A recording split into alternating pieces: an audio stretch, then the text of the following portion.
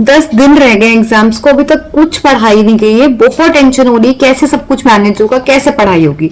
चलिए देखते हैं इस वीडियो में कैसे आपको ये सब करना है। आज हम इसी के बारे में बात करेंगे कि आपकी लास्ट 10 डेज की स्ट्रैटेजी क्या होनी चाहिए।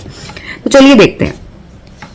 सबसे पहले तो आपकी प्रॉब्लम्स देख लेते हैं। आपका सिलेबस बहुत सारा रहता होगा, आपको बहुत कम टाइम मिल रहा होगा स्टडी करने के लिए, और तीसरा है कि आपको आदत ही नहीं रही है कि आप इतने लंबे टाइम तक कैसे पढ़ोगे। अगर आप आधा घंटा पढ़ते हो, आपका आधा घंटा पढ़ने के बाद ही सैचुरेशन आपको फील होने लगता है। इन्हीं प्रॉब्लम्स के बारे में मैं आज आपके साथ डिस्कस करूंगी कि आप कैसे इन प्रॉब्लम्स को कंट्रोल कर सकते हो। देखो, सबसे पहली बात तो सिलेबस की बात। सिलेबस के लिए आप सबसे पहले बनाओगे एक रिवीजन शेड्यूल। रिवीजन शेड्यूल आपको कैसे बताना है मैं वो आपको बताती हूँ। रिवीजन शेड्यूल में आप क्या करोगे, आप सबसे पहले वो चैप्टर्स नोट डाउन करोगे जो आपने आज तक एक बार भी नहीं पढ़े हैं। फॉर एग्जाम्पल फिजिक्स ले लो, केमिस्ट्री ले लो, साइंस एसएस ले लो अपनी। इन सभी में आप सबसे पहले वो चैप्टर्स को नोट डाउन करोगे जो आपने ढंग से एक बार भी नहीं पढ़े हैं। ठीक है, कुछ बच्चे यहाँ पर ऐसे होंगे जिन्होंने एक एक बार सारे चैप्टर पढ़ रखे हैं, और कुछ बच्चे ऐसे होंगे जिन्होंने एक बार भी कुछ चैप्टर्स रीड नहीं किए हैं। इस तरह के बच्चे भी होंगे। तो जिन्होंने एक एक बार वो चैप्टर्स कर रखे हैं, उन्हें जरूर ये बात का पता होगा कि उनके कौन से एरियाज वीक हैं। जैसे हमें पता होता है इस ये पूरा का पूरा चैप्टर, इसमें से ये पार्ट मुझे बहुत अच्छा से आता है, ये मुझे बहुत कम अच्छे से आता है। तो वो उस चीज की एक लिस्ट बनाएंगे कि मुझे ये पार्ट इस चैप्टर में, इस सब्जेक्ट में बहुत कम अच्छे से आते हैं। और जिन बच्चों का अभी तक ऐसा है कि जिन्होंने कुछ चैप्टर्स भी ऐसे जिन्होंने एक बार भी नहीं पढ़े हैं, उन बच्चों को क्या करना है, नोट डाउन करने हैं वो चैप्टर्स एक जगह पे कि हाँ ये चैप्टर्स हैं जो हमने एक बार भी नहीं पढ़े हैं। आपके पास गुड अमाउंट ऑफ चैप्टर्स आ जाएंगे, 4, 5, 5, 6 जितने भी आपने नहीं पढ़े। फॉर एग्जांपल 7, 8 हो गए, सब कुछ मिला के 10, 12 हो गए, कितने भी हो गए। आप एक बार उनकी लिस्ट बना लो। लिस्ट बनाने के बाद आपके एग्जाम्स कब से शुरू हैं, एग्जैक्ट डेट आप जानते हैं। मान लो आपके एग्जाम शुरू है 15 से, ठीक है, मैं मान लेती हूँ 15 से शुरू है क्योंकि उस टाइम तक ही मोस्टली बच्चों के हो रहे हैं। तो 15 से अगर आपके एग्जाम्स शुरू हैं तो आप 2 दिन तो छोड़ दो, मतलब 13 तक आप छोड़ दो, क्योंकि आप 15 वाले एग्जाम की प्रिपरेशन भी करोगे। उसके बाद आज से लेकर, जब आप मेरी ये वीडियो देख रहे हैं तब से लेकर 13th डे तक अपना एक शेड्यूल बनाओ। शेड्यूल मतलब ये कि आपको एक दिन में कितने चैप्टर्स कवर करने। अब वो चैप्टर्स कवर करो पहले जो आपने एक बार भी नहीं पढ़े हैं, उसको फर्स्ट पे डालो। फॉर एग्जाम्पल 1 सितंबर,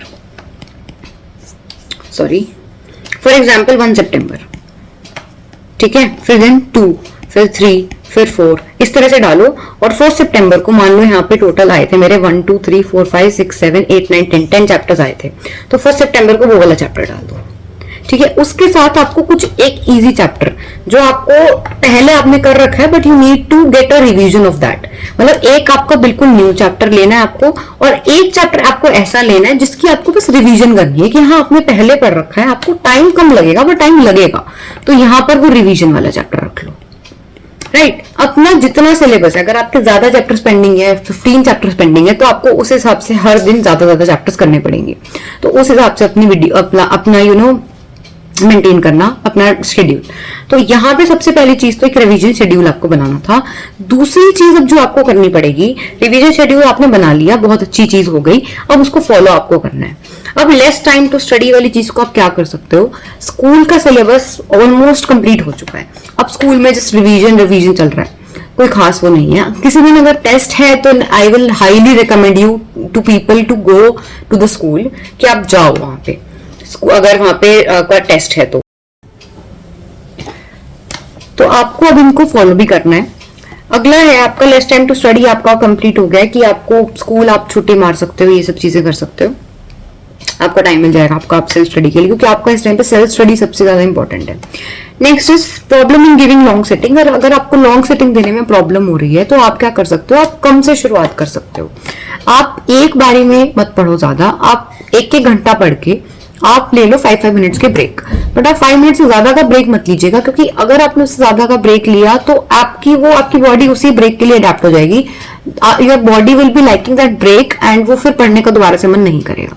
तो आप ये वाली चीज कर सकते हो। और इस टाइम पे जब आपका मन ना करे तो वो 5 मिनट जो है उसमें फोन ना चलाकर अगर आप हल्का सा छोटी सी वॉक लेकर आ जाओ, या 5 मिनट में आंखें बंद करके लेट जाओ, तो इस तरह की आप चीज करोगे तो आपका जो कंसंट्रेशन है वो और ज्यादा बढ़ेगा।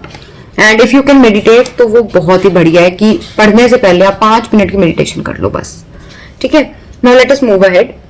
आपको क्या मिस्टेक्स अवॉइड करनी है उसके बारे में बात कर लेते हैं। सोशल मीडिया से कुछ दिन की बात है, दूर हट जाओ, उस पर टाइम वेस्ट मत करो। अगला है, आपको अपना कॉन्फिडेंस लूज नहीं करना है। कई बार ना हम बहुत ज्यादा परेशान हो जाते हैं कि नहीं हमसे होगा ही नहीं है, एकदम से 10 दिन में कैसे हम पढ़ेंगे, इतना सारा सिलेबस है, आज तक पढ़ा ही नहीं कुछ भी। तो वो वाली चीज मत करो, क्योंकि पैनिक होके आपका जो टाइम है ना वो और ज्यादा कम हो जाता है, क्योंकि आप पैनिक में आधा टाइम वेस्ट कर देते हो। नेक्स्ट है जो सिली मिस्टेक्स आप करते हैं, आप ढंग से क्वेश्चन नहीं पढ़ते हैं, आप देखते नहीं है कि पूछा क्या गया है, आप आंसर क्या कर रहे हैं, तो वो चीजें आपको नहीं करनी है। नेक्स्ट है आपका एनसीईआरटी के क्वेश्चंस, सिलेबस अपना कंप्लीट करना है, साथ में एग्जाम्पलर के क्वेश्चन जरूर सॉल्व करके देखने हैं। भाई ये मैं एक ना ब्रह्मास्त्र मानती हूँ एनसीईआरटी का, कि ये आपको ना जरूर करना चाहिए, क्योंकि जिसने एग्जाम्पलर सॉल्व कर ली ना, मतलब इसका मतलब उसको थोड़ी डीप नॉलेज हो गई है टॉपिक की, और थोड़ी सी डीप नॉलेज अगर आपको हो गई है तो वो बहुत अच्छा है।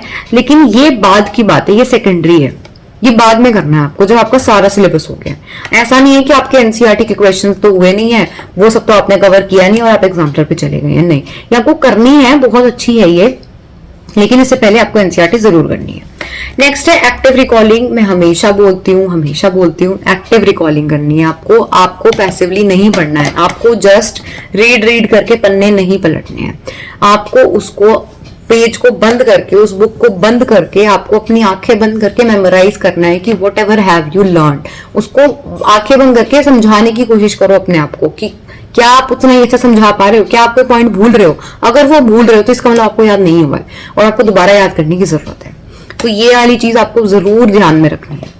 Next is prioritize your weak areas. As I told you in the revision schedule itself कि आप सबसे पहले अपने वीक एरियाज का ही शेड्यूल बनाएंगे और उसी के अकॉर्डिंग अपना टाइम टेबल सेट करेंगे कि आपको सबसे पहले क्या करना है, क्योंकि जो चीज आपको मुश्किल लग रही है ना, उसको करने के लिए आपको टाइम ज्यादा चाहिए, और ज्यादा टाइम आपके पास शुरुआत में है, अंत में आपके पास जो हमने पहले किया उसका रिविजन भी पाइल अप हो जाएगा, सब कुछ पाइल अप हो जाएगा। तो आपको डिफिकल्ट चीजें पहले करनी है। Short breaks as I told you 5-5 minute के आप ले सकते हैं। अगला है पॉजिटिव माइंडसेट बना के रखना है, आपको कॉन्फिडेंट रहना है कि आप कर लोगे। जब हम रोज अपने आप को बोलते हैं ना ये बहुत सिंपल सी चीज है, मैं कर लूंगा बहुत आसानी से, जो हम इस तरह की चीजें अपने मन को बताते हैं ना, वो उससे हमारा मन बहुत ही ज्यादा अडेप्ट हो जाता है कि हाँ ऐसा ही है, बिल्कुल ऐसा ही है। तो हमें अपने मन को बताकर चलना है कि भाई हो जाएगा। अपना ध्यान रखना है, अच्छी डाइट लेनी है। अगर आप ज्यादा ही नॉन हेल्दी डाइट लेते हैं तो उससे आपको नींद बहुत ज्यादा आएगी, आप ढंग से पढ़ाई नहीं कर पाएंगे, तो ये चीज आपको करनी है। So thank you so much guys and all the very best to all of you for your exams. I hope आप बहुत अच्छी से तैयारी करें जो कि आपके बोर्ड एग्जाम्स में और आपके फाइनल एग्जाम्स में भी काम आएगी। Thank you so much guys for watching this video. If you find this video helpful then share it to your friends. Thank you so much.